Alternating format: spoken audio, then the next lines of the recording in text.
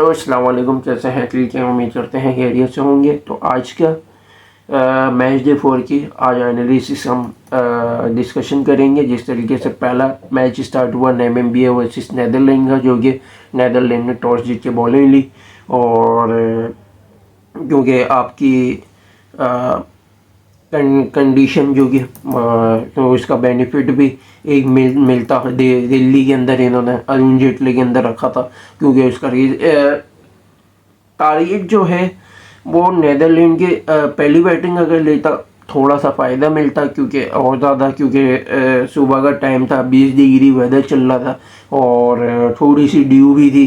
तो ड्यू के सबब पिच हार्ड पिच थी, बाउंस अच्छी दे रही थी, लेकिन ये फ़ायदा हो जाता कि थोड़ा सा बैटिंग को बेनिफिट मिल जाता। नीदरलैंड अगर नामीबिया की जगह होती तो मुमकिन है, पॉसिबल है कि 200 के करीब रन बना सकती थी। तो ये चलो ये अलग फैक्टर है कि चेस की तरफ इन लोगों को जाना था, और ताकि ये बेनिफिट दे नीदरलैंड के पक्ष में। तो इसीलिए फिर नीदरलैंड ने बॉलिंग का ज़्यादा फैसला लिया, जिसके सबब पहली विकेट इनको थोड़ा मोमेंटम मिला। लेकिन उसके बाद भी जैसा कि मैंने आपको बताया था, जैन फ्रीलिंग इनका एक अच्छा एक्सपीरियंस ऑलराउंडर है। लॉफ्टी ईटन जो इनिंग को बिल्ड करके या एंकर करता, तो वैसा ही हुआ फ्रीलिंग। और आपका फिर लॉफ्टी ईटन ने इनिंग को बिल्ड किया, पावर प्ले को सस्टेन किया। इतना ज़्यादा मतलब फ़ायदा नहीं हुआ कि ये हुआ, क्योंकि ये जिस तरीके से साइड विकेट ये लोग खेल रहे थे, पावर प्ले वेस्ट ही था। तो अगर 20-30 रन भी थोड़ा ऊपर ऐड कर लेते तो आगे उसका रिजल्ट आपको मैच में नज़र आता। लेकिन फिर वो पावर प्ले के बाद 10 ओवर तक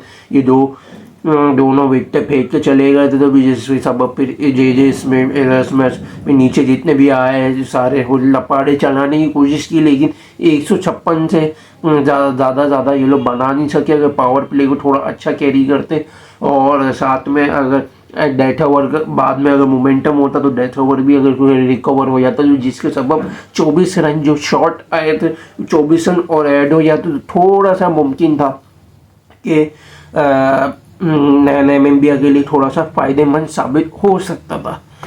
लेकिन फिर आपको मैंने जिस तरीके से कंडीशन का मैंने आपको बताया था, मैच डॉट का सबसे बेनिफिट मिलता, लेकिन उसने फ़ायदा उठाया नहीं है। अजीबो गरीब इसने शॉट मार के इसने कैचेस दे दिया, तो लिवाइट के ऊपर आ गया सारा मैच। तो फिर डी लीड ने भी पिछले मैच की तरह जैसे पाकिस्तान के अगेंस्ट सपोर्ट दिया लिवाइट को, और जिस तरीके से भी लिवाइट अच्छा खासा इनिंग को लेके जा रहा था। अजीबो गरीब पॉइंट थर्ड लेग पे वेम्पल रहमान की बॉल पे शॉर्ट थर्ड मैन पे कैच दे बैठे। तो भी इसी वजह से भी अकरमान आया, तो भी इसने भी इनिंग को भी एंकर करना भी स्टार्ट किया, डी लीड ने भी मारना स्टार्ट किया। जिस तरीके से अमेजिंग जिस तरीके से रेटिंग ले रहा था, रन्स बना रहा था, बिल्ड कर रहा था इनिंग को, और जिस तरीके से मैच को जिस तरीके से मोमेंटम में डाल रहा था कि एंड तक फंसे ना। और वो अगर अकरमान आउट भी हो जाए तो इनके पास मोमेंटम हो, तो अकरमान आउट हुआ, स्कॉट एडवर्ड ने 200 के स्ट्राइक से जितने थोड़ा सा 30 रन बनवा के और 18 ओवर में 4 चेजिंग पे सबसे अच्छी एक मदद दी।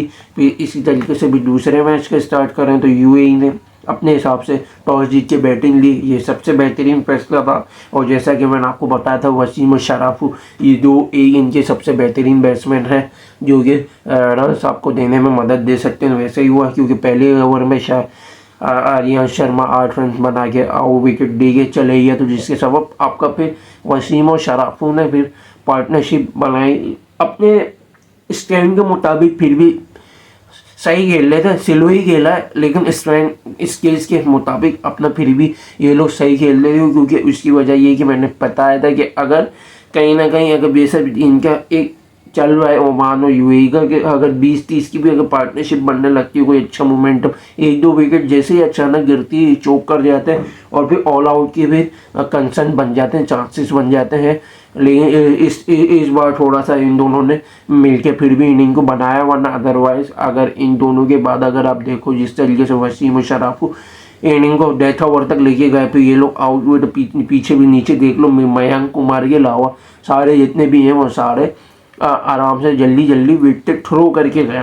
और सबसे बड़ा जो फ़ायदा इसमें स्पिनर्स को मिल रहा था, जैसा बताया था आपको, ये दूसरी इनिंग है और कि आपका क्या क्या बोलते हैं दूसरा मैच है तो पिच को थोड़ा सा मैंने आपको हवाला दिया था कि थोड़ा सा यूजेबल होगा तो स्पिन को बेनिफिट मिलेगा, जिसके सबब आपने देखा होगा कि स्पिनर सेंटनर को भी लगाया, रविंद्रा को भी, गिलेन फिलिप्स को भी इन्होंने लगाया, यानी आधे ओवर इन्होंने स्पिनर्स पे इन्होंने रिलाय किया, जिससे यूएई का यही फ़ायदा हुआ है। उन्होंने जब भी रन थोड़े बनाने लगे हैं, वरना अगर ये ज़्यादातर अगर फास्ट को अगर करवाते तो मुमकिन है यूएई थोड़ा इससे 150 तक बना पाता, इससे थोड़ा सीलो खेलता या फंसता। ये एक मैं आपको बता दिया। लेकिन फिर न्यूजीलैंड की जब बैटिंग आई तो साइफर्ट और फिन एलन ने जिस तरीके से जो फिन एलन ने थोड़ा सा शुरू में तेज़ खेला, हुआ बाद में फील्डिंग को फिर एंकर करना शुरू किया, सपोर्ट देना शुरू किया। साइफर्ट ने जो जिस तरीके से जो मारना शुरू किया, क्योंकि ऐसा कि मैंने आपको बताया था इनके पास कोई बॉलिंग क्वालिटी है नहीं यूएई के पास। जुनैद सिद्दीकी के अलावा कोई ऐसा क्वालिटी बॉलर नहीं है जो सबसे अच्छा इनको मदद दे, लेकिन वो भी पीटा। और साथ में जितने भी सारे बॉलर थे, मोहम्मद रोहित को तो इन्होंने पागलों की तरह मारा है, हालांकि उनके पास कोई ऑप्शन नहीं थे तो इसलिए मजबूरन इसको बॉलिंग पे देना पड़ रहा था। तो भी जिस तरीके से भी जो साइफर्ट और रोहित को तो पागलों की तरह मारा, लेफ्ट हैंडर था बॉलर, बॉल आपकी लेग स्टंप पर आ रही थी तो वो बाउंस पे वो खड़े खड़े बैक फुट पे पटक पटक के मार रहा था। हैदर अली ने फिर भी इकोनॉमी थोड़ी एवरेज फिर भी बॉलिंग की थोड़ा, वरना अदरवाइज बाकी सारे बॉलर पिटे हैं ना। अरफान को भी नहीं छोड़ा, जुनैद सिद्दीकी को भी धो धा के फना बिल्ला कर दिया। परशार को तो पहले ओवर में ही इन्होंने सारा सिग्नल दे दिया, उसके बाद से तो उस ओवर मिला ही नहीं बेचारे को। तो 15 ओवर में ही इन्होंने सारा चीज़ मार दिया और मुंह दिखा दिया है। आगे मुमकिन है ये साउथ अफ्रीका के लिए भी ये थ्रेट बन सकती है टीम, क्योंकि जिस तरीके से चेजिंग में ये जा रही है और बाकायदा अफगानिस्तान पे खुद इन्होंने, अफगानिस्तान ने टॉस जीता तो उन्होंने बैटिंग ली, तो उनके लिए भी ये कंडीशन साबित नहीं हुई, उनको भी उल्टा इन्होंने पटक दिया। यूएई के साथ भी इन्होंने यही किया। मुमकिन है कि अहमदाबाद में साउथ अफ्रीका के साथ भी कर सकती है यह। तो इसी तरीके से फिर तीसरे मैच पर आ जाओ तो यूएसए ने बॉलिंग ली अपने कंडीशन के मुताबिक, अपने हिसाब से फैसला बिल्कुल दुरुस्त किया है। उसका रीज़न ये है कि 150-160 की कंडीशन थी, जैसा कि मैंने आपको बताया था। लेकिन सबसे बेहतरीन जो है वो मैं यही बोलूँगा कि आपको बेनिफिट बताया, फरहान को ही क्रेडिट जाएगा बाद में शादाब का। जिस तरीके से साइम ने स्टार्टिंग दी सही है आपका, और सिलो ही खेल रहा था, फरहान फिर भी अपने हिसाब से इनिंग को बेहतरीन बिल्ड कर रहा था। 3 ओवर में 32 तक कर दिए थे। भी बाद में फिर साइम ने भी वही गलती की जो मैंने अभी आपको आगे में क्लियर करता हूँ क्या गलती। फिर आगा ने भी वही गलती की जो मैंने आपको बताया मैच में।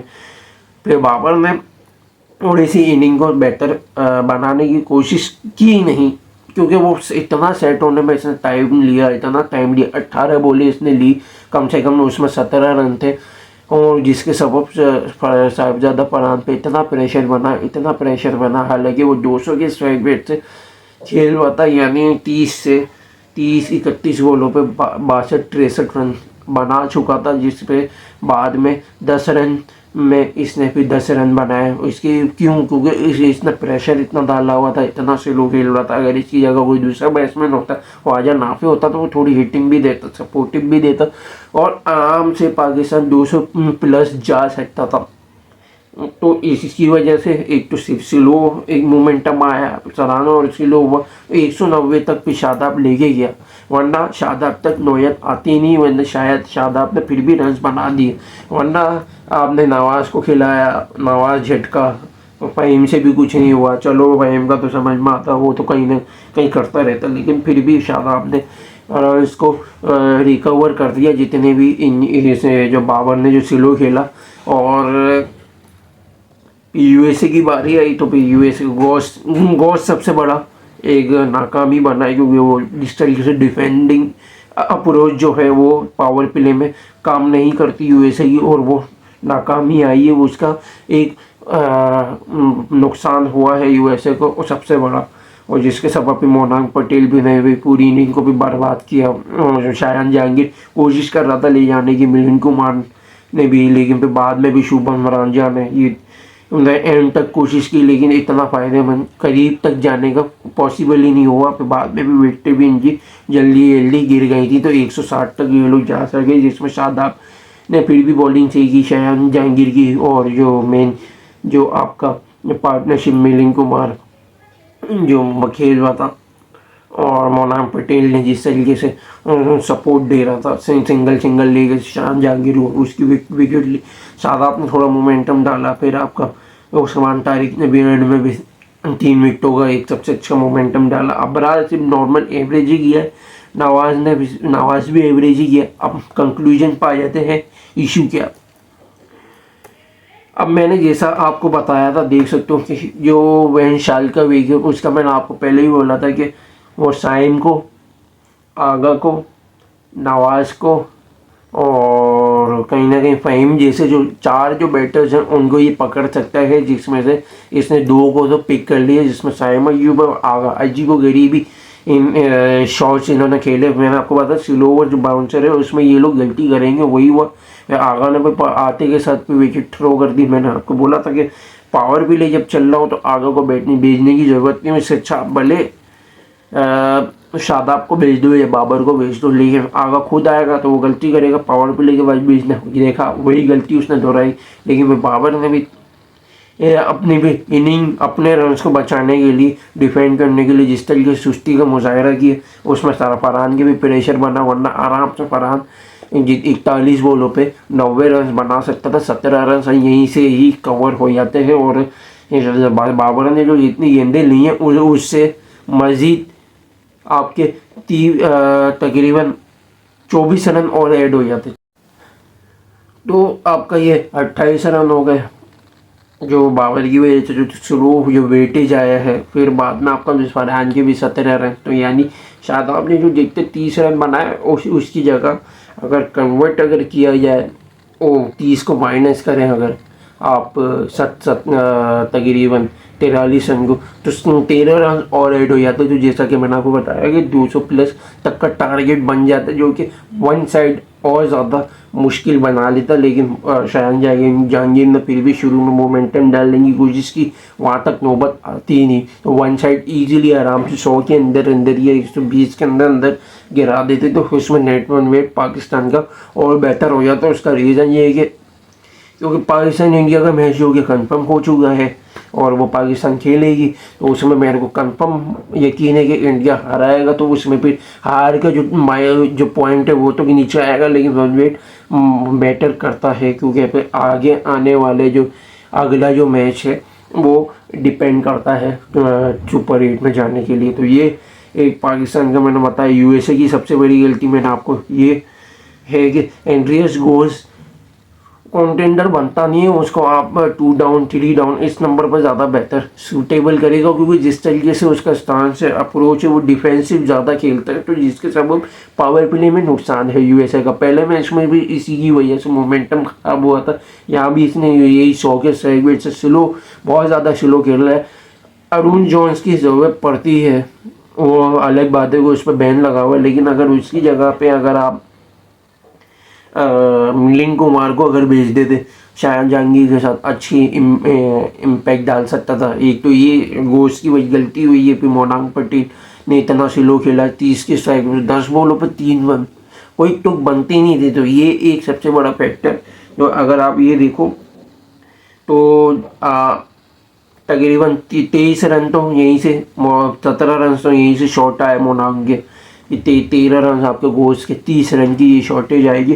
तो ये 30 रन की जो एक शॉर्टेज है जिसके सबब यूएसए हार का सबब बना, वरना कि ये 30 रन की शॉर्टेज नहीं आती। नीचे मिलिंद कुमार भी अपने हिसाब से सही खेल रहा था, शुभम रांझा ने भी अपने हिसाब से सही खेल रहा था, तो मुमकिन था कि आखिरी तक एंड में मोमेंटम बनाने में एक अच्छा कैरी दे सकता था। तो ये एक यूएसए से गलती हुई है, पाकिस्तान की भी मैंने आपको बता दी। तो ये थी आज की हमारी वीडियो, तो लाइक और शेयर और सब्सक्राइब जरूर करिएगा, बेल आइकन को जरूर क्लिक किया, यहीं तक जुड़े रहिएगा। थैंक्स फॉर वॉचिंग वीडियो, अल्लाह हाफिज़।